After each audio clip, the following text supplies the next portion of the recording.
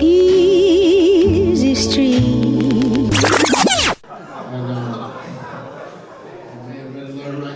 Learn right there, brought me the kiss. All right. And I done 5 nights a week. Tell us how you really feel. Next we have my man from WDJM, PINKHOUSE.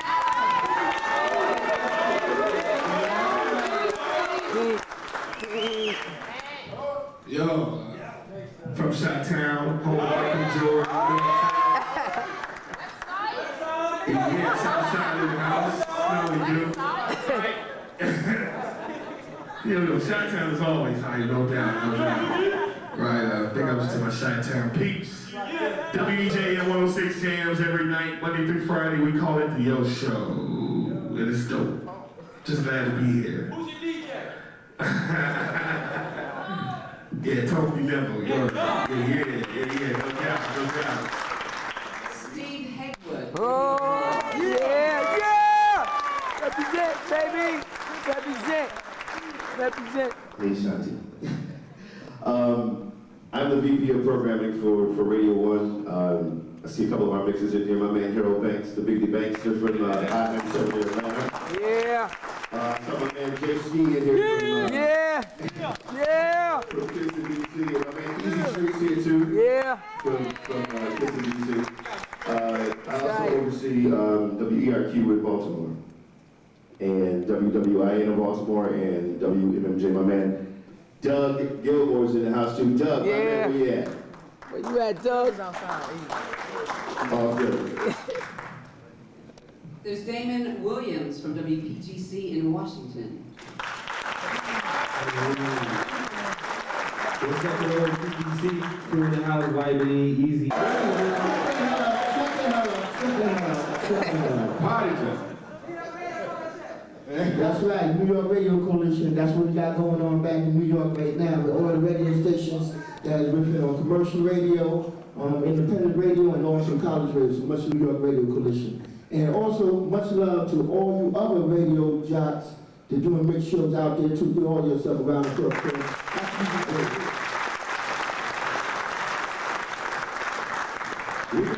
We got the fattest panel up here. We got the greatest people in here. We got a lot of issues we want to cover, things we've talked about, from the don't treat a rap record like it's a category. If it's a record, you put it in. It depends. It totally depends on what kind of station you're at too. I mean, in Atlanta, I got a straight up hip hop station.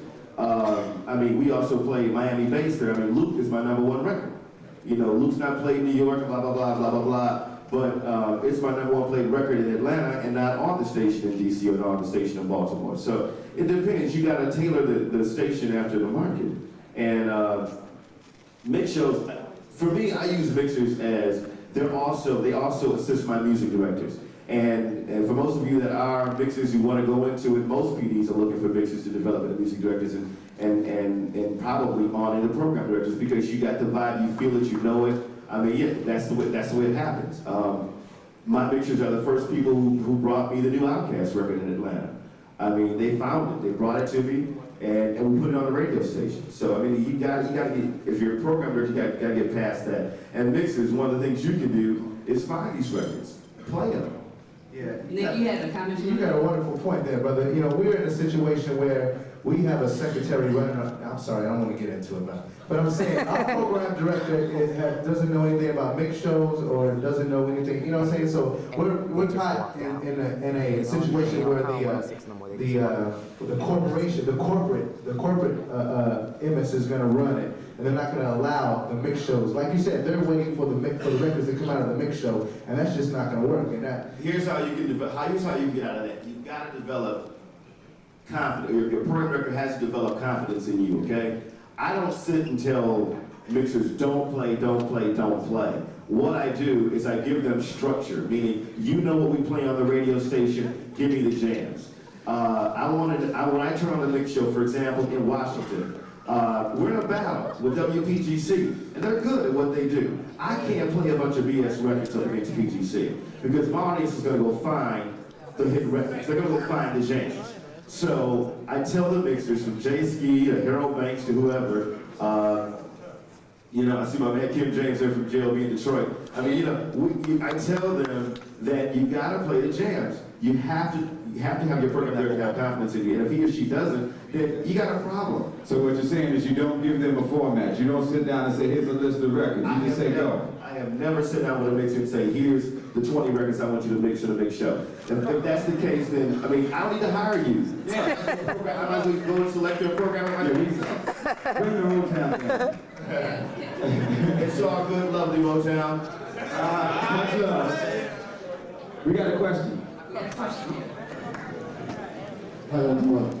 My name is Easy Lee. I'm from Mixshow Records, Atlanta. Anybody from old school,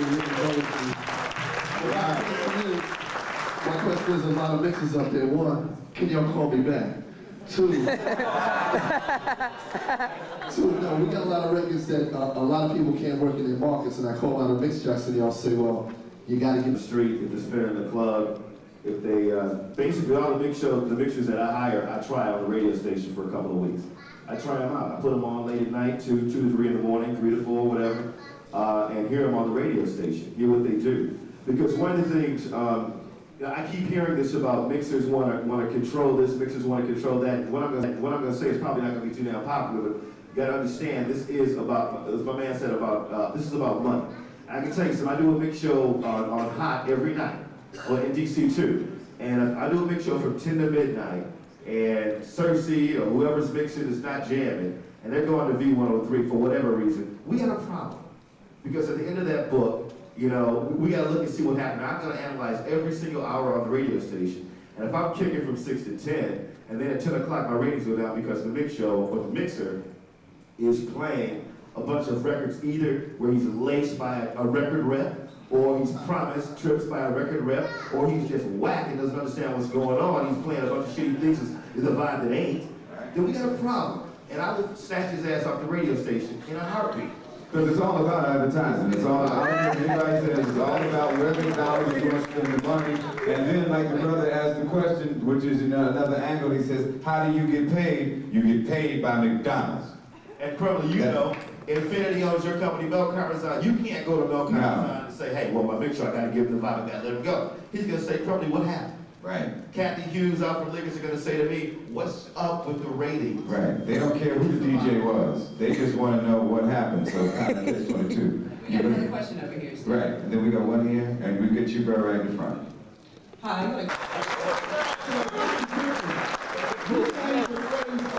because you think about it, from 79 to 96, we must have about good 3 or 4 different generations of rap music. So within the first 2 or 3 stages of that generation, we consider it old school. Now, I have a lot of respect for what you're talking about. I grew up with it too. You know, I'm an old fart. But I grew up with it too. But what I'm trying to state to you is this. Hand in hand, we gave each other a job. Because a lot of people took time out and sampled some of the old tunes and brought back to life for what it is. But still in all, we appreciate the sound coming from y'all, because a lot of us went and digging out mother and father old collection, go ahead, start sampling, and brought it right back up to life. But like I say, the first 3 stages of the generation of rap is considered old school. R&B and disco is classics. So why, when you say she asked the question, the reason of bringing all the loops and bringing them all tracks, so does that mean, when you said before that one should be on one side and separated, how can it if we're doing the 2 up together? No, I look at it this way, because I come from a whole different era of starting off from radio. As I can vouch for my man Grandmaster Flash can tell you. During our time, we was coming up in the parties and in the school, in the parks. We was rapping over old R&B and classic records.